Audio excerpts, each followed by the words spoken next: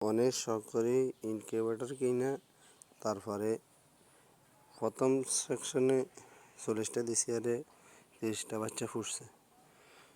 পরে কয়লা পাখির বাচ্চা দিছিলাম, এখানেও মোটামুটি ফুটছে 20টার মধ্যে প্রায় 15টার মতো ফুটছে। কিন্তু এবার 80টা ডিম দিছিলাম, 80টার মধ্যে 9টা বাচ্চা ফুটছে আর 11টা বাচ্চা ডিমের ভিতরে বাচ্চা হয়েছে, কিন্তু বাচ্চা বাইর হয়নি।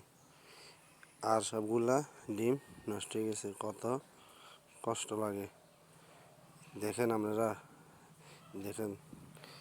যদি কেউ ইনভার্টার কিনেন, সঠিকভাবে পরিচালনা না করলে এরকম লস হবে। তো জানি শুনি ট্রেনিং দিয়া কাজ করলে আর কোনো সমস্যা আশা করি হবে না। ট্রেনিং ছাড়া কাজ করলে, আমি ট্রেনিং দেই নাই, এমনিতেই কাজ করছিলাম, কিন্তু অনেক লস হয়ে গেছে। সবাই দোয়া করবেন, আমি হাল ছাড়ি নেই, ইনশাল্লাহ আমি চেষ্টা করব আরও সবাই যেন আমি সামনে আরও ভালো চেষ্টা করতে পারি। এই জন্য সবাই দোয়া করবেন। দেখেন ডিমের বাচ্চাগুলো, ডিমের ভিতরে যেন বাচ্চা হয়েছে ওগুলো দেখেন আমি ভাঙছি। দেখেন এই যে একটা বাচ্চা দেখা যায়, এই যে বাচ্চা হয়েছে, পুরা ফুল বাচ্চা হয়েছে। এই দেখেন ফুল বাচ্চা হয়েছে, ডিমের ভিতরে বাচ্চা ফুল হয়েছে কিন্তু বাইরে নেই।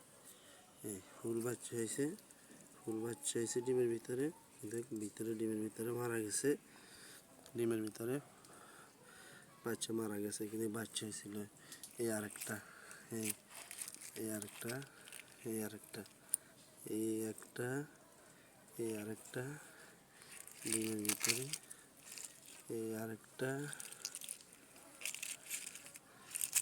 এই আরেকটা মারা গেছে, এই আরেকটা, এই আরেকটা বাচ্চা, আরেকটা, ওই এই যে আরেকটা বাচ্চা পানিতে, এই যে আরেকটা বাচ্চা পানিতে, এই যে আরেকটা বাচ্চা, এই যে আরেকটা বাচ্চা, এই আরেকটা বাচ্চা। এইভাবে প্রায় আমার এই বাচ্চাটা, এই বাচ্চা মারা গেছে ডিমের ভিতরে।